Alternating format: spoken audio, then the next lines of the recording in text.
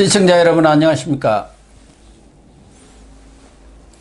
여상훈 변호사님 모시고 한 주간의 주요 뉴스를 정리 분석하는 시간을 갖도록 하겠습니다.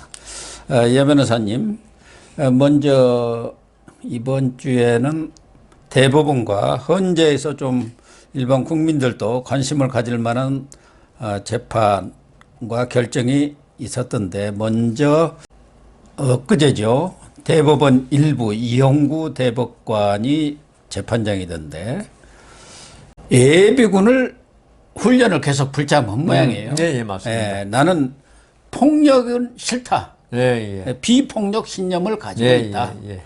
그러니까 우리가 군인을 안 간다든가 입대를 거부하고 뭐 예비군 훈련을 못 받겠다 하는 사람들은 대체적으로는 지금까지는 종교적 신념, 특히 여호와의 증인들, 많이 그랬죠. 그 사람들이 대부분인데, 아니 내가 그런 신념, 윤리적이든 철학적이든 뭐 그런 신념을 갖고 있다 해갖고 예비군 훈련 거부한다? 일반인들은 좀 상상하기가 좀 어려워요. 그렇죠. 그럼 아무나 가서 나 폭력 싫어합니다.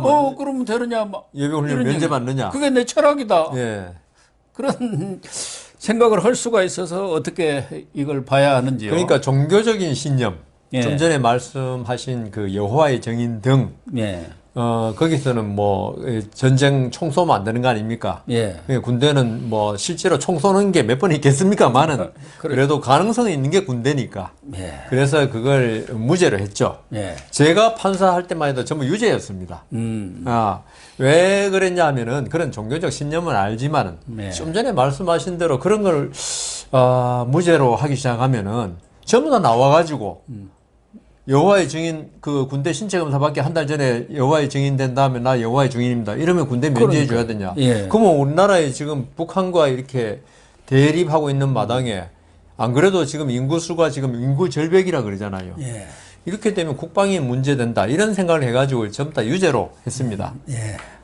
그 대신 징역을 1년 6월 했죠. 그 1년 6월 하는 이유가 이 집행유예나 이런 걸 하면 또 군대를 또 가야 돼요. 근데 1년 6월을 하면은 군대 기간하고 비슷해요. 그리고 군대를 면제받고 실형을 받은 군대를 면제받아도 했는데, 좀 전에 말씀하신 사건은 예비군이 종교적 신념이 아닌 자기의 어떤 철학이라고 그래야 되나요?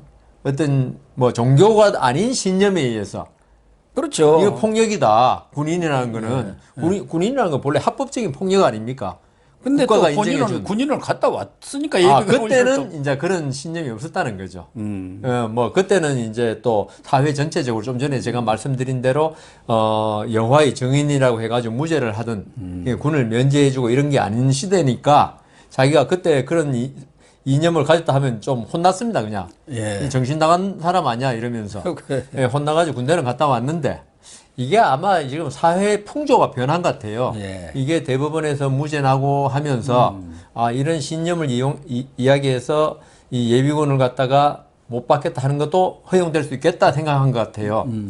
그리고 이게 만일에 여호와의 증인 등 종교적 신념에 의해서 어떤 군 복무라든가 예비군이 면제된다면은 이 폭력에 대한 신념도 같은 선상으로 봐야 돼요. 종교적 신념은 되고 내가 폭력을 싫어해서 이거는 허용 안 된다. 이거는 그 군대도 가야 되고 한다. 이러면 좀 안 되거든요. 그래서 아마 이번 대법원에서 이것도 종교적인 신념 못지않게 어떤 개인의 철학적인 그리고 이념을 존중해 줘야 된다. 거기서 나온 판결 같아요. 근데 지금 말씀하신 대로 저도 예비군 훈련 다 받았는데. 저도 다 받았습니다. 민방위까지 다 받았습니다. 저도 민방위 제대한 지가 한참 돼가지고 이제 폭력을 싫어한다면 다 용서해 주면은 누가 예비군 훈련 받을 거냐. 예비군 훈련 사실 받기 좀 그게 반가워서 받는 사람 없고 어떤 의무니까 그렇죠. 받는 건데, 이번에 판결 중에 이번 거는 말고 어떤 종교 여호와의 증인 등 종교적에 관한 것도 유죄로 나온 판결도 있어요, 요새. 이게 엉터리다, 이거야, 이게.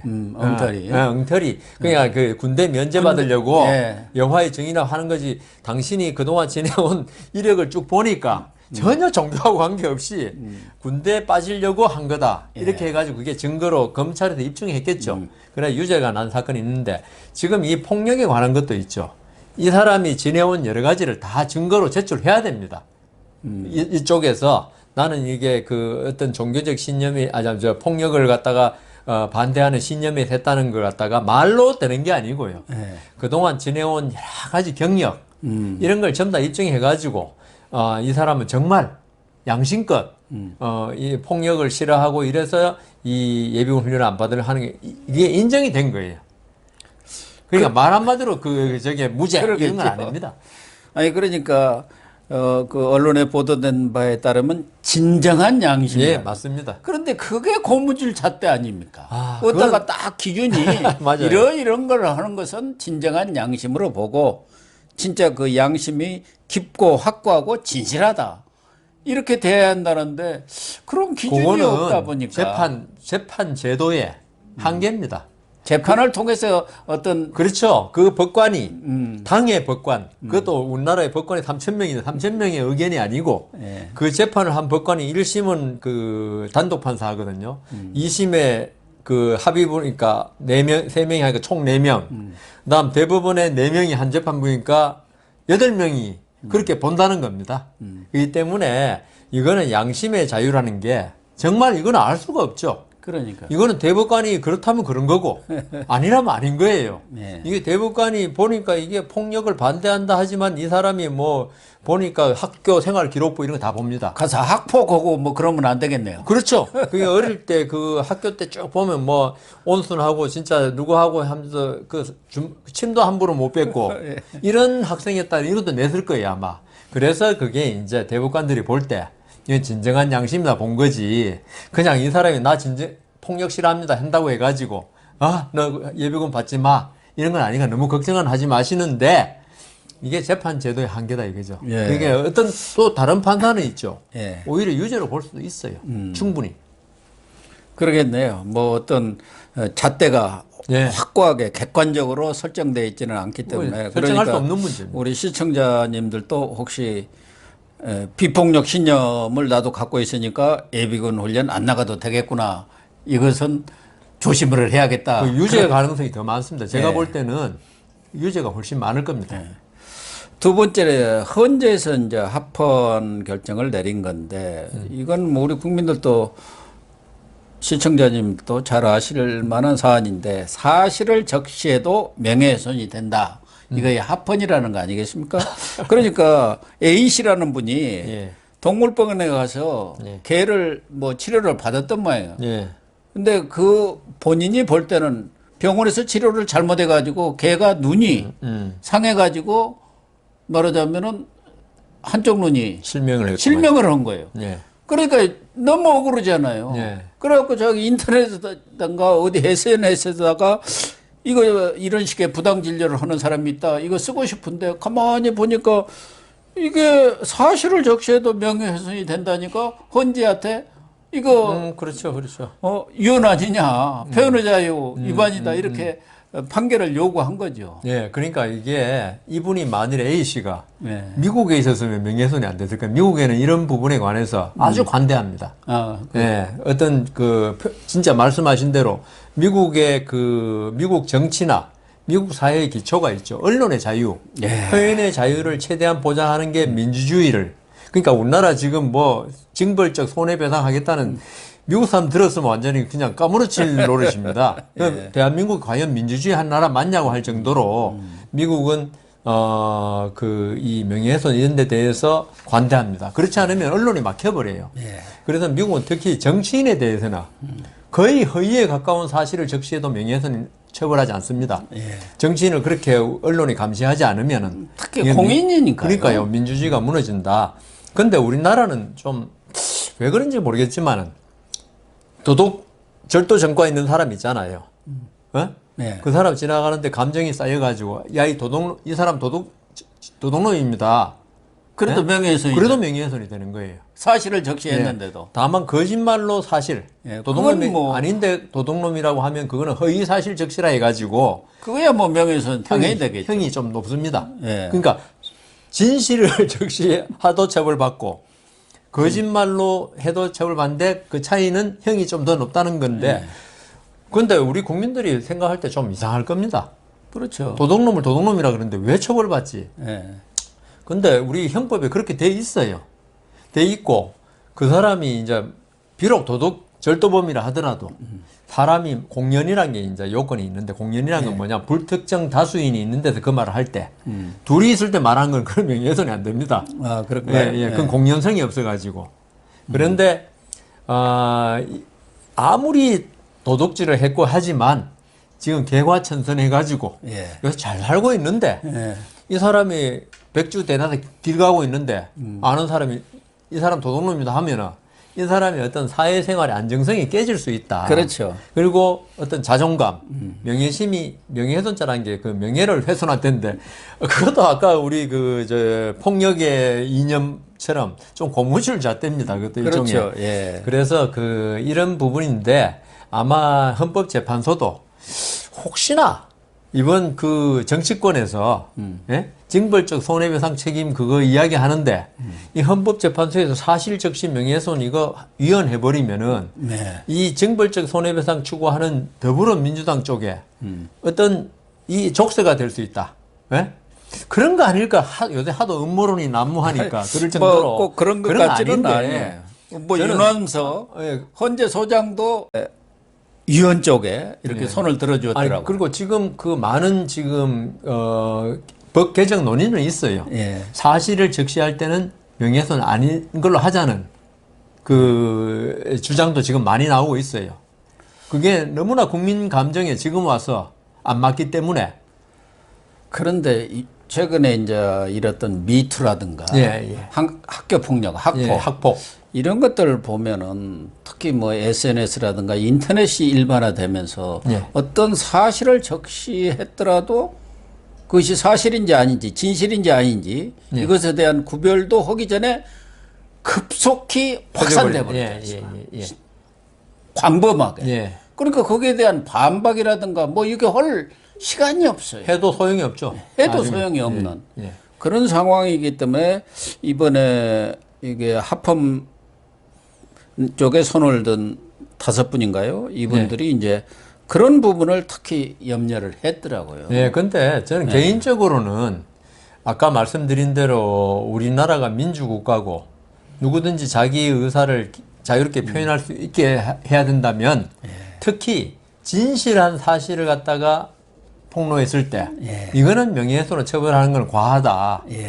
그런 생각이 듭니다. 허위 사실은 당연히 그건 처벌받아야 되고요. 그걸 허위 사실로 딴 사람 명예를 훼손하면 그거는 진짜 나쁜 거. 지금보다 훨씬 가중처벌해야 됩니다. 그래야지 진실한 사실을 폭로한 사람이 보호받는 거예요. 오히려 허위 사실을 폭로했을 때, 이야기했을 때 가중처벌해야지. 그래서 이번 헌법재판소 판결이 5대4 같으면은 간통도 사실 간통죄도 오랫동안 상당히 또 5대4가 유지되어 왔습니다만은 그게 뒤집혔죠. 그게 이제 결국은 뭐냐 하면은 간통죄 얘기 잠깐만 하자면은 우리가 성의 자유 이걸 보호해야 하는 건 맞는데 그걸 형벌로까지 남편이나 부인의 상대방에 대한 정조 요구권 이걸 형벌로 보호하는 건 아니다. 애정이나 이런 거는 좀 개인의 자유 사적인 영역이 속하는데 이걸 형벌이 국가가 개입해가지고 이 간통죄를 처벌하는 건 맞지 않다 해서 이게 처음에는 우리나라 유교관념이잖아요.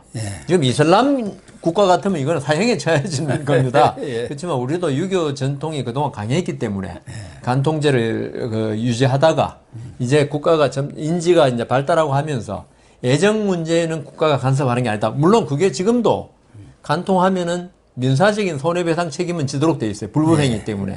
남편의 정조에 관한 권리를 갖다 해쳤잖아요. 부인의 정조에 관한 권리를 해쳤기 때문에. 그렇지만 이게 형벌이라는 거는 행위와 균형이 맞아야 되는데 좀 전에 말한 관통도 그런 관념이 이제 강해지면서 위헌이 됐고 이 사실적시 명예훼손 좀 간단한 말로 하면 그것도 제가 볼 때는 우리가 민주주의가 좀 더 발달한다면 그것도 위헌이 될 가능성도 있습니다.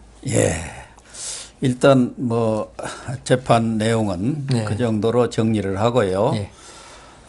최근 신현수 사태 파동 이후 문재인 대통령의 레임덕 이게 급속화되고 있다, 본격화되고 있다 이런 논란이 일고 있어요.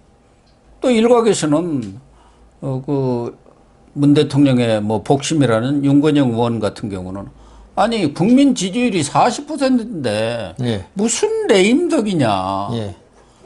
그런 사람들도 있고 또 다른 쪽에서는 문재인 대통령이 사실상 핫바지 대통령, 꼭두각시 식물 대통령 됐다. 예. 대학 가는 중이다. 예. 뭐 이런 논란이 벌어지고 있어요. 뭐 제가 오랫동안 뭐 정치부 취재를 하고 여러 대통령들의 임기말을 봤는데 딱 레임덕이라는 무슨 기준이 있는 건 아닙니다. 그렇죠. 그런데 대통령의 영이라든가 말빨이 쓰지 않는 것이 딱 보이거든요. 태가 난단 말이에요. 그때부터 대개 언론은 레임덕이다. 이렇게 언론에서 이제 규정을 하면서 얘기가 되고 있는데 이러이러면 레임덕이다는 그런 거 내용은 없는데 최근에 문 대통령의 이런 레임덕 논란에 대해서 우리 여 변호사님은 레임덕 맞습니까? 근데 레임덕적인 현상이 많이 나타났죠. 외부적으로. 그걸 가지고 이제 문재인 대통령을 갖다 레임덕에 들어갔다 안 들어갔다 판단하는 거는 이제 시청자분들의 몫이고요. 그런데 문제는 있죠. 이게 이때까지 대통령들 레임덕 현상하고 좀 다른 면이 있어요. 문재인 대통령은. 이 레임덕을 보통은 이제 그전 대통령들 어떤 주의 여건, 어떤 정책의 실패, 그 다음 뭐 비리 이런 걸로 빠지는데 그렇죠.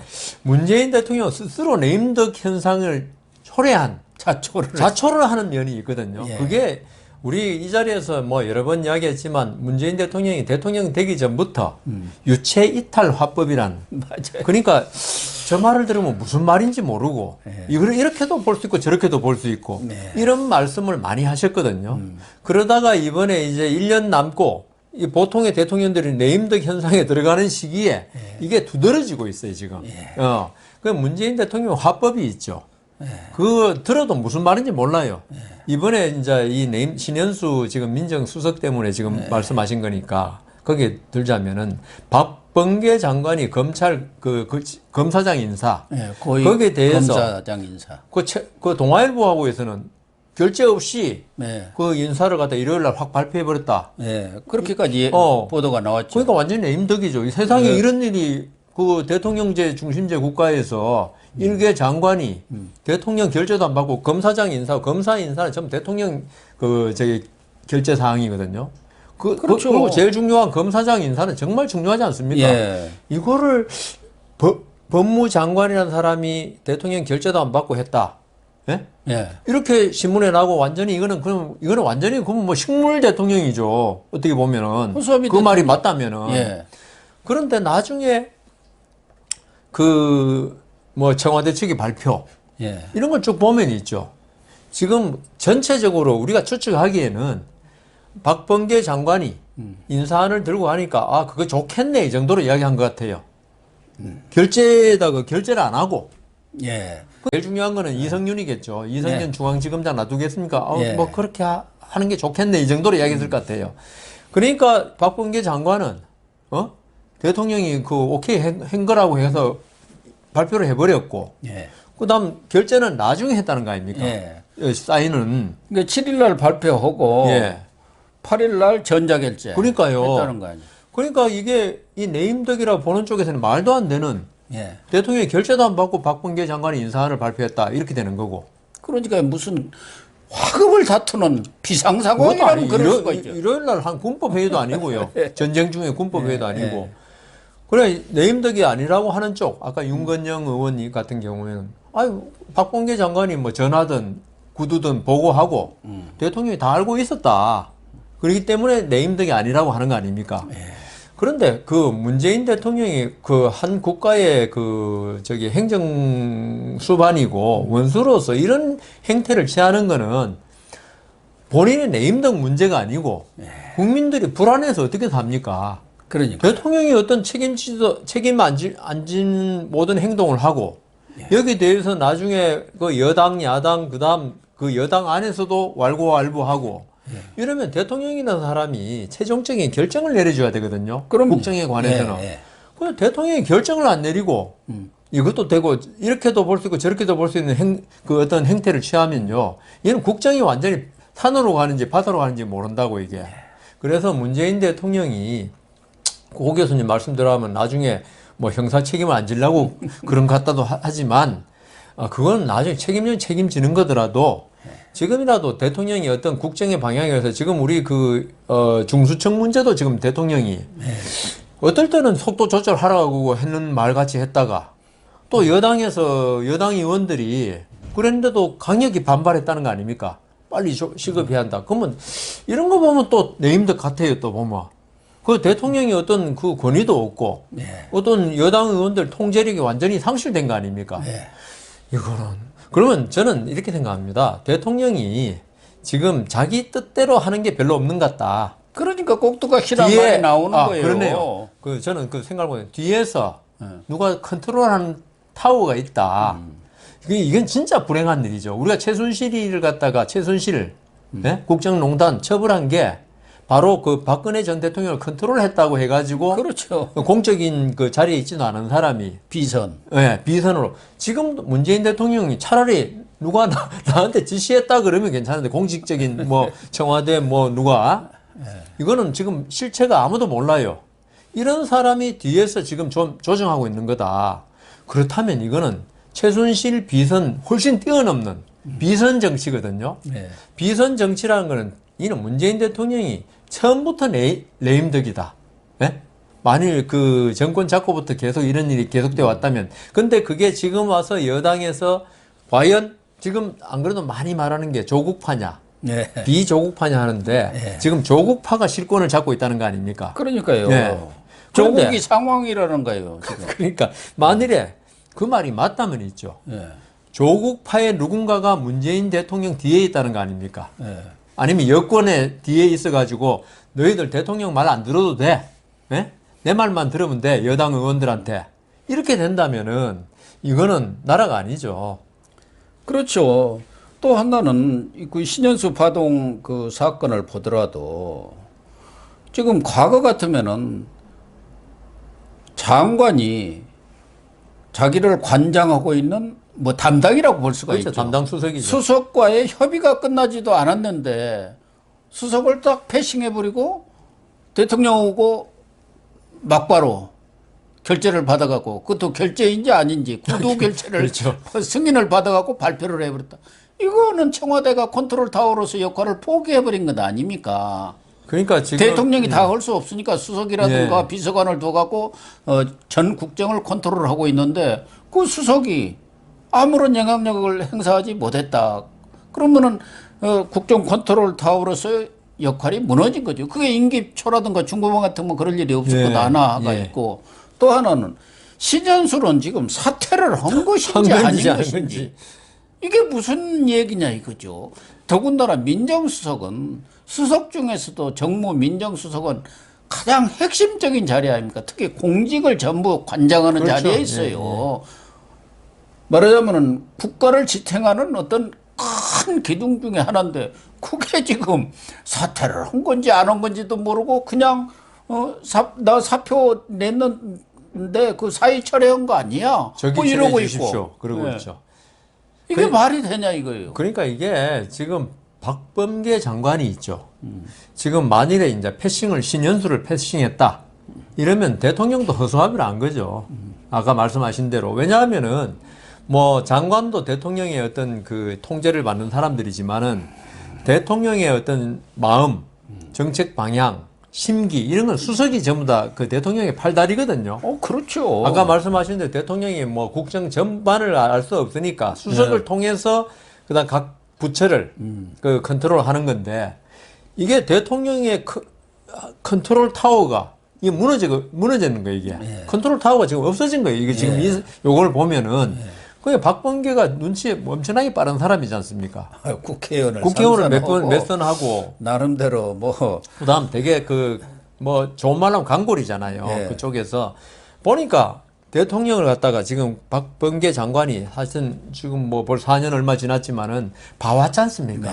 보면서 문재인 대통령에 대한 어떤 이제 박범계 장관의 인식이 이번에 드러난 거죠.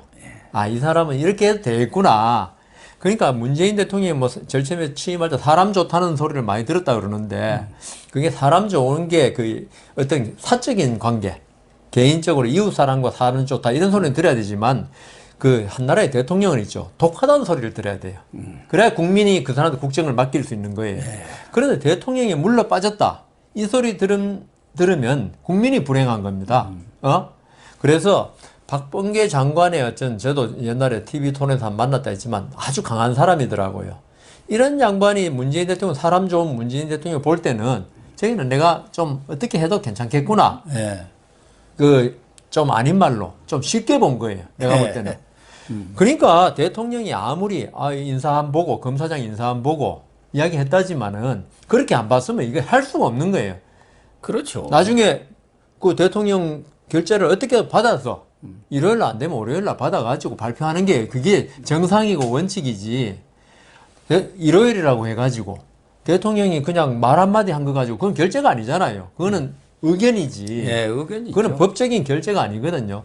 그래서 제가 볼 때는 이 지금 그 박범계 장관이라든가 지금 대통령의 말에 계속 반하는 그리고 처음에 그 선별 지원했잖아요. 재난지원금. 그러다가 또 당에서 뭐라 그러니까 그냥 전부 다 지원하자. 이것도 완전히 대통령이 홍남기 장관 말 듣고 이렇게 해보니까 선별 지원이 맞다 하는데 당에서 안 된다 그러니까 할 수 없이 또 물러섰어요.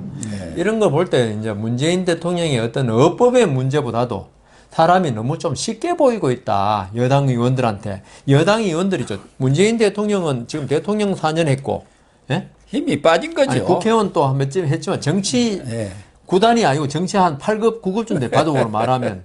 그런데 지금 여당에 있죠. 그 문재인 대통령 길에서 제 아스팔트 위에서 정치를 안 해봤잖아요. 그래도 안 했죠. 변호사 하면서 인권 변호사라 그걸로 사실 정치하는 건데 그런데 여당에 지금 막 독설 내뿜는 몇몇 정치인 그리고 그렇지 않다 하더라도 여당에서 야당밥 오래 먹으면서 단련된 정치인들 이 사람들이 볼 때는 문재인 대통령이 있죠. 이 사람은 정치인이 아니다. 우리 노무현 대통령이 당신 정치하지 마라 그랬다는 거 아닙니까? 정확히 꿰뚫어보고 한 건데 그래서 문재인 대통령이 너무 저도 박근혜 전 대통령에 대해서 정치력이 너무 없다고 내가 항상 비난했는데요.